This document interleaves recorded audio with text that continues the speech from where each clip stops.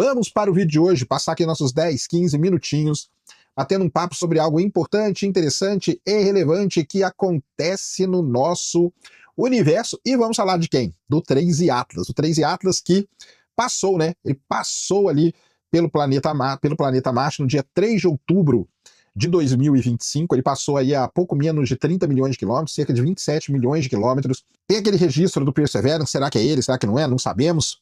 Mas a gente sabe que ao redor de Marte tem outras sondas, e uma dessas sondas é a sonda conhecida como TGO, a Trace Gas Orbiter. Para quem não sabe, a agência europeia ela criou uma missão chamada Missão ExoMars. Isso mesmo, a missão ExoMars ela era composta, né, na verdade, de duas partes. Uma parte que era a Trace Gas Orbiter, que é essa sonda, junto com a Schiaparelli, que era uma outra sonda que pousou em Marte. Quando ela pousou, ela se espatifou em Marte. A Trace Gas Orbiter ficou em órbita. A TGO ficou na órbita marciana e ela está lá funcionando, ela faz descobertas muito legais, ela estuda, pelo próprio nome já diz, né, gases traços da atmosfera marciana, principalmente focada ali no metano, para entender o ciclo do metano em Marte e tudo mais.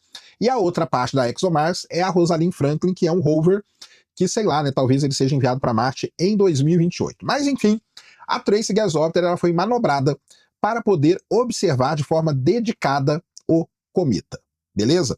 E aí, primeira coisa que eu vou falar para vocês, vocês vão ver as imagens aí e vão falar, caramba, que imagem horrível é essa?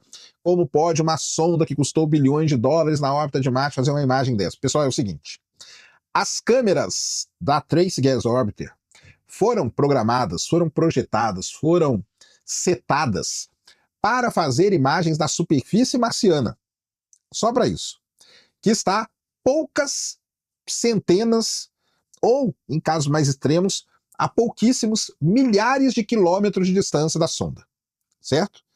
Então, mas tudo bem, tá passando o cometa, lembrando, o cometa passou a 27 milhões de quilômetros.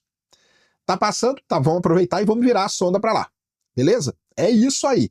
Aí o pessoal, a imagem é muito... A sonda não foi feita para fotografar cometa. Fotografar cometa é um objeto muito peculiar, muito particular, principalmente quando você vai fazer o seu registro. Mas tudo bem, ela virou as câmeras para lá e ela fez uma série de imagens aí do 3 Atlas com um sistema chamado Sistema de Imagens de Superfície Coloridas Estéreo, CASSIS. Tá? E aí o que nós vamos ver? Nós vamos ver o 3 Atlas passando ali, ó, pelo céu, não é pelo céu, porque a sonda que está na órbita, passando lá pelo espaço. Mas tá ali a imagem dele. Foi feita a imagem dele. Tá?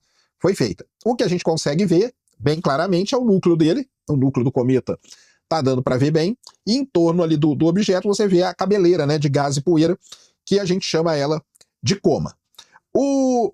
Esse instrumento, essa câmera chamada CASSIS, da TGO, obviamente que ela não consegue distinguir o núcleo da coma, o que é muito difícil, nem o Hubble conseguiu fazer isso. Isso porque o 3 Atlas, como eu falei, vou repetir aqui, estava muito distante, a mais de quase 30 milhões de quilômetros, tá? E para você obter imagens do núcleo do cometa, você tem que chegar muito perto dele. Para vocês terem uma ideia, são poucos os cometas que têm imagem do núcleo. O Halley, a gente tem imagem do núcleo, porque lá em 86 a sonda Giotto chegou pertinho dele, e do Churyumov-Gerasimenko, porque a sonda Rosetta ficou na órbita dele durante muito tempo. Tá? Mas o que é possível ver é a coma, aquela cabeleira ali, é possível ver, que está ao redor do cometa, tá? Isso aí, obviamente, é causado pela proximidade, está se aproximando do Sol, dia 29 de outubro ele passa próximo do Sol, no seu periélio, então o Sol ele está aquecendo ali, está soltando, né, os gases e a poeira toda, e está formando essa cabeleira. Uma coisa, não foi possível medir o tamanho do cometa com essa câmera da Trace Gas Orbiter, porque o brilho dela diminui rapidamente com a distância do núcleo, né? Isso significa que a coma à medida que começa a ficar longe do núcleo do cometa, ela começa a misturar com o ruído da imagem, tá? Então é isso que acontece. O material da cabeleira ele é arrastado normalmente, ele vira uma longa cauda ali, que pode atingir até milhões de quilômetros de comprimento. Como a cauda é muito mais tênue que a cabeleira, e só a cabeleira, a coma do cometa, a gente não conseguiu detectar, a cauda muito menos. Muito menos, tá? Ela pode ser visível, talvez, em um futuro próximo, quando o cometa estiver se aproximando do Sol. Porque não apareceu? Mas será que ele tem cauda? Pode ser que ele tenha cauda. Só que nessa imagem não apareceu, porque, de novo, né? A câmera CASSIS ela não foi feita para registrar o cometa.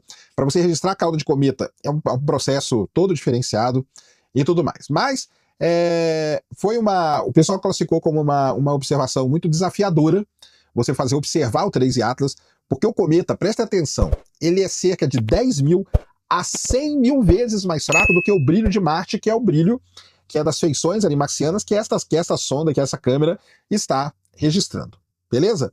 Mas então tá aí, os cientistas vão continuar analisando os dados aí obtidos pela TGO. Outras câmeras também trabalharam nesse processo, tá? A Mars Express também deve ter feito imagens aí do 3 e Atlas, e logo deve sair aí os resultados. Tem uma coisa muito interessante, né, que muita gente tem achado estranho: a gente não tá com mais tanta imagem assim, e por quê e tal.